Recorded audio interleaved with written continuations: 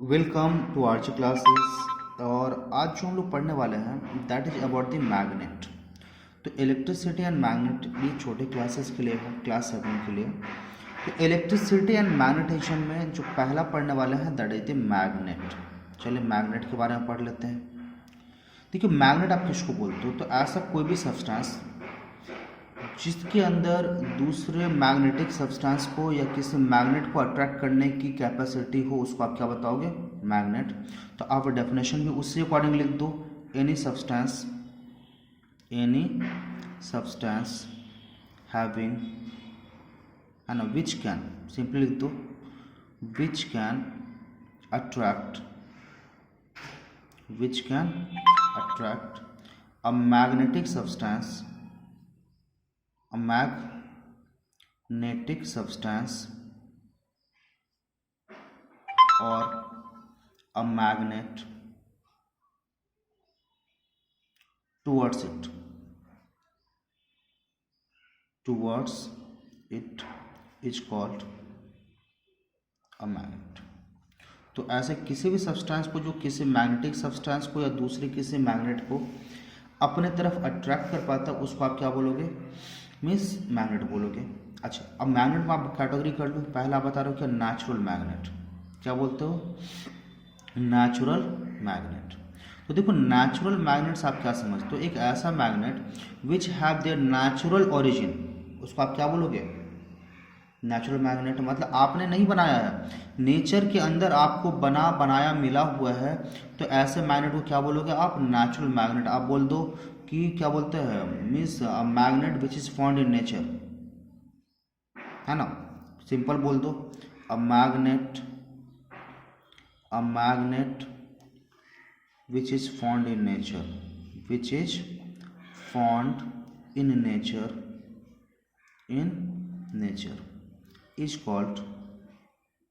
is called natural magnet। तो ये आपके पास आ गया, किसकी बात आ गई? नेचुरल मैग्नेट की बात आएगी। अब आ गया क्या? Artificial magnet.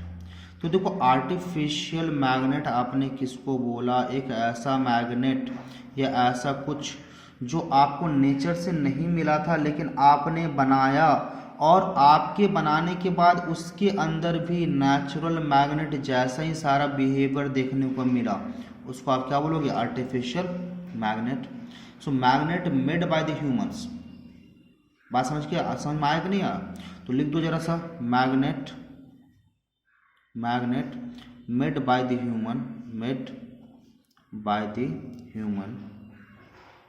Human are called artificial magnet,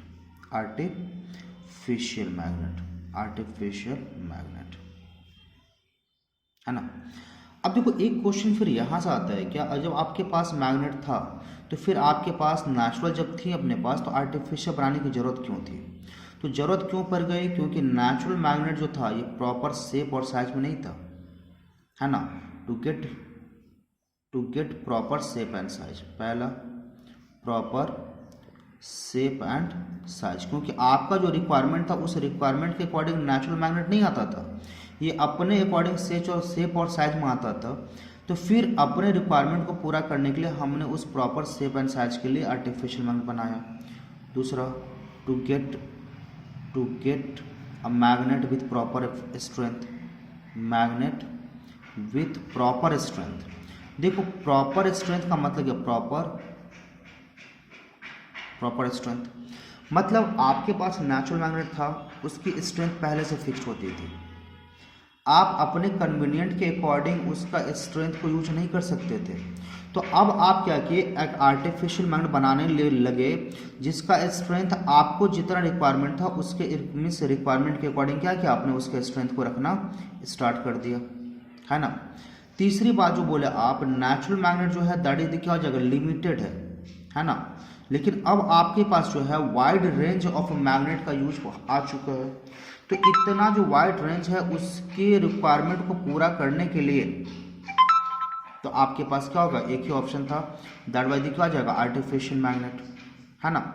इसके अलावा फिर आता है क्या, देखो नेचुरल मैग्नेट के स्ट्रेंथ को आप ऑल्टर नहीं कर सकते थे, लेकिन जो आर्टिफिशियल मैग्नेट है उसके स्ट्रेंथ को आप ऑल्टर कर सकते थे, ये भी एक कारण था।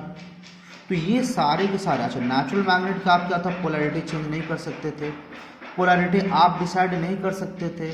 बट आर्टिफिशियल मैग्नेट का आप देखोगे उसकी पोलैरिटी की अगर बात करो तो उसकी पोलैरिटी को आप डिसाइड करते हो किस तरफ कौन सा पोल होना है।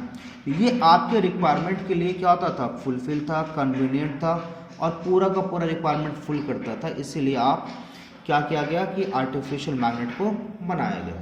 अब आते प्रॉपर्टीज ऑफ, तो सबसे पहला अगर प्रॉपर्टीज की बात करें तो प्रॉपर्टीज किसकी बात कर रहे हैं, प्रॉपर्टीज। तो प्रॉपर्टीज में पहला अट्रैक्टिव।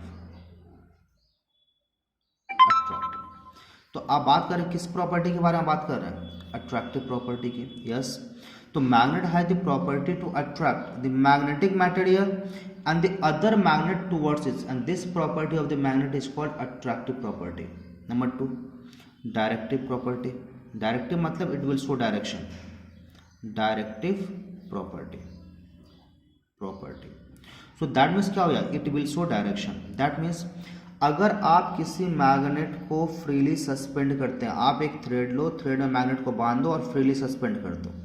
सो जब आप किसी मैग्नेट को फ्रीली सस्पेंड करोगे means we find that magnet always क्या जाएगा, points in north south direction. तो ये क्या होता है, ये डायरेक्टिव प्रॉपर्टी हुआ मैग्नेट का कि जब भी इसको आप छोड़ोगे तो यह हमेशा ही क्या करेगा, नॉर्थ या साउथ डायरेक्शन में ही पॉइंट करेगा। और इसका नॉर्थ पोल जिस तरफ होगा that will be the north direction and south pole जिस तरफ होगा that will be the south direction. तो ये आपके पास आ गया means directive property. Poles exist in pair, poles exist in pair.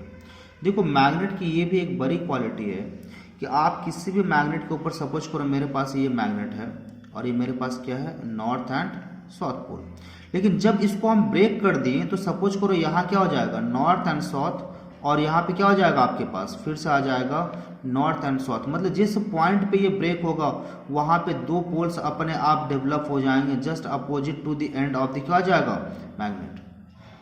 तो ये जो है पोल्स कभी भी अकेला, ऐसा नहीं कि आपने इसको तोड़ दिया तो अभी नॉर्थ पोल सिर्फ बचा और इस तरफ सिर्फ साउथ पोल बचा, ऐसा कुछ नहीं। पोल्स क्या होंगे, हमेशा ही पेयर में ही एग्जिस्ट करेंगे।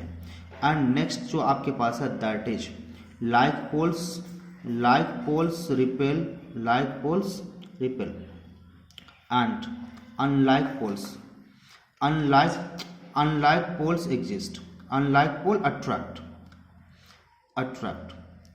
ठीक, तो ये जो आपके पास है मतलब क्या हो गया, सपोज करो दो मैग्नेट के दो पोल, सपोज करो एक मैग्नेट का ये अपने पास मैग्नेट है, ये नॉर्थ पोल और ये साउथ पोल।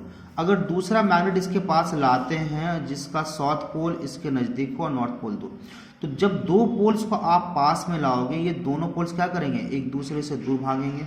ये दोनों मैग्नेट क्या हो जाएगा, एक दूसरे से दूर भागना स्टार्ट करेगा।